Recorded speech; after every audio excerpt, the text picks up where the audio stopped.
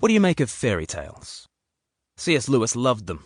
He spent much of his life studying and teaching the ancient Greek, Roman, and Norse myths, and he went on to write some of the most popular fantasies of all time, the Chronicles of Narnia series, The Lion, the Witch, and the Wardrobe, and so on. In many ways, myths were Lewis's life, yet he had mixed feelings about them. He was enthralled by the stories, but at the same time he considered them as escapism, as mere fantasies. One night, though, he had a conversation that changed everything. On the 19th of September, 1931, Lewis was speaking with his great friend J.R.R. Tolkien, author of The Lord of the Rings. Mr. Narnia was chatting with Mr. Middle-earth. At this point, Tolkien was a Christian, but Lewis was not. In fact, Lewis had a big problem with Christianity, namely the Easter story. He could understand that people might believe in a God. He could appreciate that God might want people to live in a certain way. That kind of religion sounded reasonable enough. But that isn't Christianity. Christians insist on telling a story, all about God coming to earth to die for his creatures. More than its creeds or rituals or moral codes, it is the Easter story that is central for Christians. And that was Lewis's sticking point. He didn't understand how the death and resurrection of Jesus related to the rest of Christianity. What on earth was the point of Easter? In answer, Tolkien directed Lewis back to all the myths he loved. Didn't Lewis appreciate the ancient stories of the dying and rising gods? Didn't he see how those myths worked on his heart in a profound way? Yes, indeed, Lewis was deeply moved by such stories. Well, declared Tolkien, Christianity is the ultimate story of the dying and rising God. But, Lewis countered, all those stories are just myths. They aren't true. In a memorable phrase, Lewis called them lies breathed through silver. They are beautiful, but ultimately empty. How would Tolkien respond?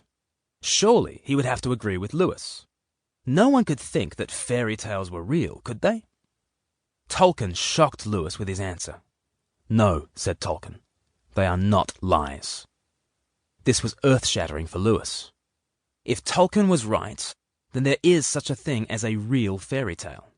There exists a grand story that lies behind all other stories, namely Easter. Easter is the ultimate and original myth, the myth that really happened. This got Lewis thinking of all the stories he had loved, not only tales of death and resurrection, but stories of rags to riches, of defeating the monster, of epic quests, of grand romances, of desperate tragedies, of joyful comedies, of victory snatched from defeat, of the prince marrying the pauper, and the happily ever after. These stories resonate with us across the cultures and down the ages. But why? Is there a reason our hearts are tuned to such realities? Might there be a grand original story that is reflected and refracted in our little stories?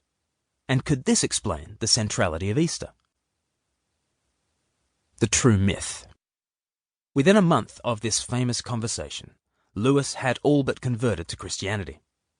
He had begun to see the story of Christ as a true myth, a myth working on us in the same way as the others, but with this tremendous difference, that it really happened. In the Gospels, the biblical biographies of Jesus, Lewis said the old myth of the dying God comes down from the heaven of legend to the earth of history. It happens at a particular day in a particular place. All the other myths take place in dream time. Fairy tales happen, as Star Wars begins, a long time ago in a galaxy far, far away. The gods live and die beyond our time and space. However, the Gospels show Jesus living and dying in our world, under the reign of named rulers like Pontius Pilate. This historical character sets the Jesus story apart from all the others. Lewis later wrote, quote, "As a literary historian, I am perfectly convinced that whatever the Gospels are, they are not legends. I have read a great deal of legend, and I am quite clear that they are not the same sort of thing. Legends are set once upon a time. You simply cannot answer the question when about any detail of a legend. You cannot find out when the Norse god Thor married his wife, or when the Hindu deity Krishna fought Kaliya. Those stories are not set in our world of time and space. By way of immense contrast, the Gospels are detailed accounts of people, places, and times. Even as they tell the most wonderful story, they are written as serious history.